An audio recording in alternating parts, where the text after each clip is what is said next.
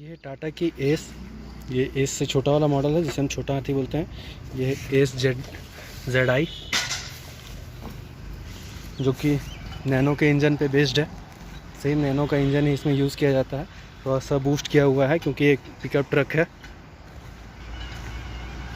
देख सकते हैं इसकी लोडिंग कैपेसिटी काफ़ी छोटी है। ये जो छोटा हाथी मार्केट में अवेलेबल है, अभी तो और बड़ा हो गया है छोटा हाथी।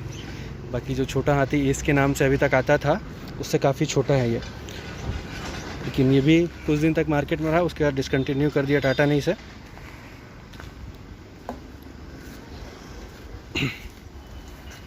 तो ये टाटा की एस जो टाटा नैनो के इंजन पे बेस्ड है।